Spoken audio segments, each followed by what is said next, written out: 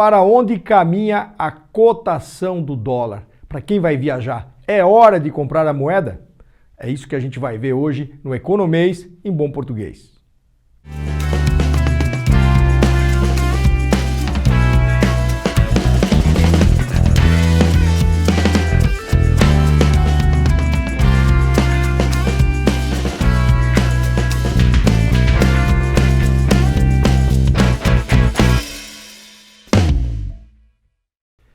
Uma das variáveis mais importantes quando se trata da economia de qualquer país é a cotação da sua moeda com as moedas estrangeiras, principalmente aquelas que são referência, e vamos falar hoje no caso do dólar. Mas antes da gente falar aqui, não esqueça de se inscrever no nosso canal e, ao final, dar lá o seu joinha se você gostou do que a gente apresentou aqui. Vamos falar hoje então sobre essa questão que envolve a moeda estrangeira, o dólar, que tanta aflição causa naqueles que precisam comprar produtos lá de fora, aqueles que querem viajar, e é claro que ela provoca aí todo um reflexo na inflação do país, porque quando você é dependente de muitas matérias-primas, por exemplo, de produtos, né, tecnologia que vem de fora, o petróleo, que está aí causando tanto furor, né, na maioria das pessoas no mundo inteiro, que o petróleo está subindo, cotação dele em dólar, faz com que a preocupação seja algo natural, obviamente. Então, para onde está? Essa é a pergunta, para que lado está caminhando? A gente via o dólar subindo muito ali durante a pandemia e depois que a pandemia foi arrefecendo, ele continuava alto, porém tivemos o surgimento da guerra lá entre Rússia e Ucrânia, que fez com que o cenário mudasse radicalmente. O que aconteceu foi que, quando se esperava que a moeda fosse realmente disparar e atingir níveis históricos jamais imaginados, houve uma reversão nesse processo. E o que fez com que isso acontecesse?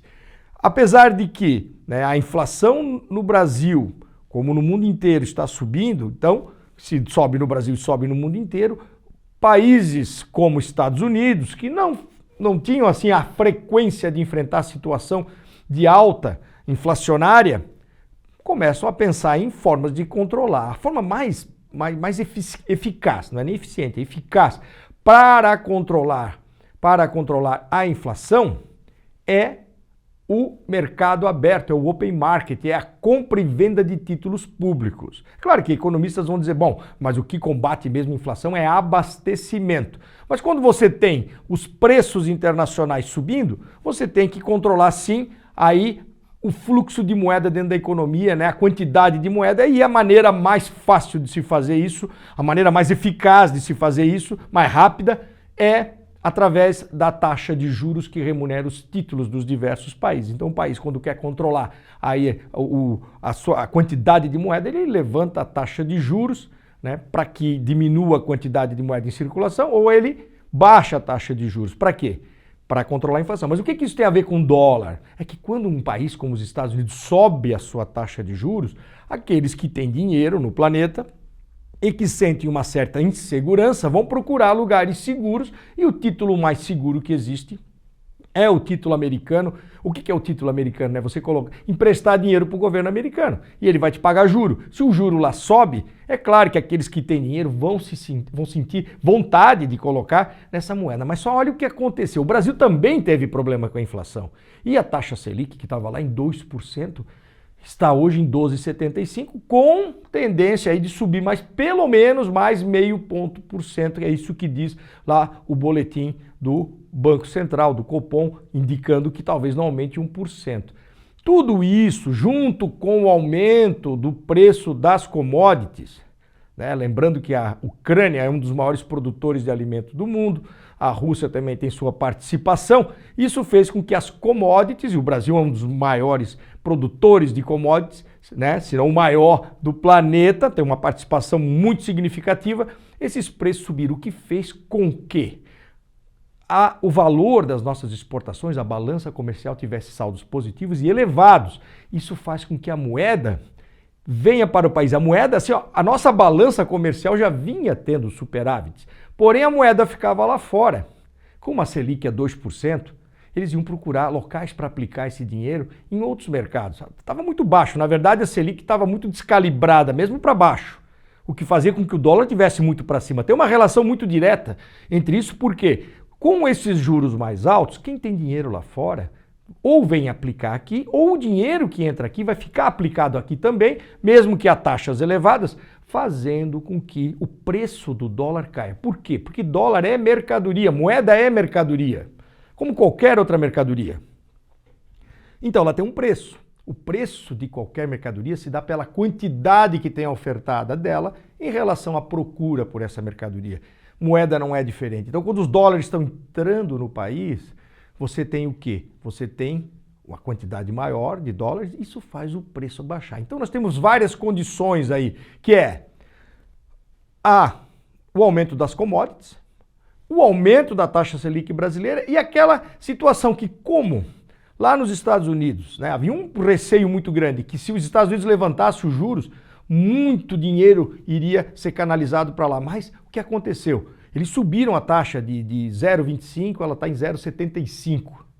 E talvez ela passe de 3, vá para 3,5, está sinalizado isso aí. E o mercado aceitou bem, aceitou correr riscos. Por que eu falo em correr riscos? Porque quando o cara põe o dinheiro aqui no Brasil, ele corre mais riscos, é mais arriscado. A economia brasileira tem um risco maior do que a economia americana. Porém, os investidores passaram a aceitar mais risco e vieram buscar uma taxa de juro, vamos comparar, né? 0,75 com 12,75. É claro que lá está pagando em dólar.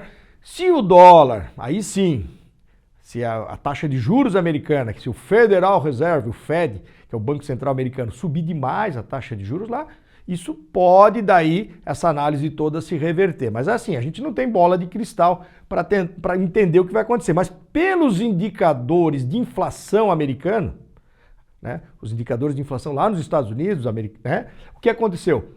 A inflação parece que deu uma segurada por lá. Então, tudo leva a crer que esse ciclo de alta das taxas de juros nos Estados Unidos não seja tão forte quanto se esperava, e aí essas previsões começam a fazer sentido. Então isso é positivo para nós. O que pode ser negativo nessa questão do real se valorizar em relação ao dólar? Quando eu digo valorizar, é o real, né, o dólar custa menos em relação ao real. Hoje nós estamos aqui no dia 30 de maio, nós estamos falando de uma cotação em 4,73. Vamos lembrar que estava lá em 5,20 há um mês e pouco atrás. Então, o que pode ser negativo nesse processo? O juro dos Estados Unidos está tranquilo, o fluxo de venda de commodities e exportações brasileiras, a balança está legal, a taxa de juros brasileira não é legal que ela esteja tão alta, mas ela traz dólares para dentro, então segura a moeda. O que pode ser negativo é a China desaquecer sua economia. Se a China desaquece a sua economia, aí sim você pode ter uma baixa do valor das commodities, e aí toda essa equação muda de figura. Até porque a China é o nosso maior parceiro comercial, temos que lembrar isso. Então eles são grandes compradores daquilo que o Brasil exporta em termos de commodities, né? Que é toda a parte de cereais, tem a parte de minérios. Então o que é frágil nessa conta é a China nesse processo. Mas, mantidas essas condições, o que vai acontecer? O dólar deve segurar sim e até apresentar um cenário de baixa. Eu trouxe aqui um gráfico que mostra como é que foi essa evolução. Olha como é que está se comportando a moeda americana. Olha como ela teve uma queda acentuada. Hoje ela cai um pouco mais que na análise do dia anterior a hoje, que é hoje é dia 30 de maio, na sexta-feira anterior, e continua com esse viés, porque os fluxos de capitais, eles tendem a vir para países emergentes como o Brasil, que tem aí perspectivas econômicas, tem todo um cenário de eleição que tem que ser resolvido ainda ao longo do ano, porém tem essa questão da taxa de juros, que é um atrativo para o dinheiro ficar por aqui. É claro que é um dinheiro volátil, a gente precisa que investimento seja feito no país e que fique por aqui para gerar emprego, gerar PIB, mas esse é outro papo para a gente falar um outro dia.